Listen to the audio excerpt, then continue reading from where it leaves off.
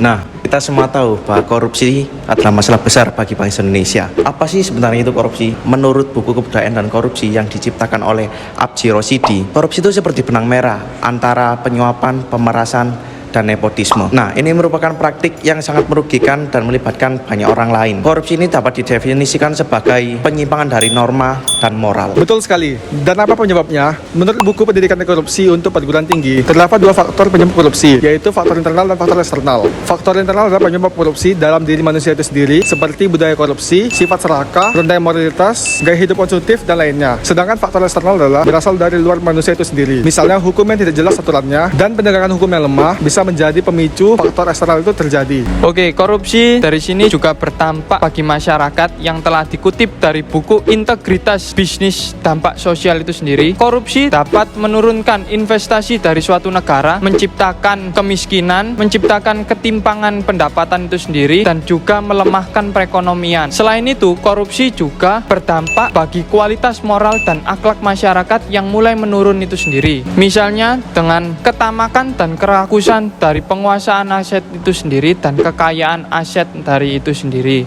Jika dalam konteks pembangunan, korupsi dapat memperlambat pertumbuhan ekonomi dan juga menurunkan kualitas dari suatu negara itu sendiri. Tidak hanya itu, korupsi juga dianggap kejahatan yang luar biasa bagi bangsa dan negara. Di Indonesia, pelanggaran-pelanggaran korupsi dapat dipenjara seumur hidup dan denda jutaan rupiah. Bahkan di berbagai negara-negara juga menerapkan para koruptor ini dihukum mati. Ini menandakan bahwa permasalahan ini sangat serius, sangat berdampak bagi kehidupan berbangsa dan bernegara. Jadi, apa yang harus kita lakukan? Menurut buku Jangan Bunuh KPK oleh Denny Indrayana, kita sebagai publik itu harus berani dalam mengungkap hal-hal yang utamanya tidak terjadi di dalam publik, mengenai hal-hal yang melemahkan dari KPK sendiri yang diakibatkan oleh berbagai pihak. Kita juga harus ikut turut berperan serta dalam memberantas tindakan korupsi ini. Pemberantasan korupsi sendiri bukan hanya tentang penegakan hukum, tapi ini juga berupa suatu budaya literasi yang utama juga harus kita bangun dan kita terapkan pada masyarakat kita semua. Selain itu,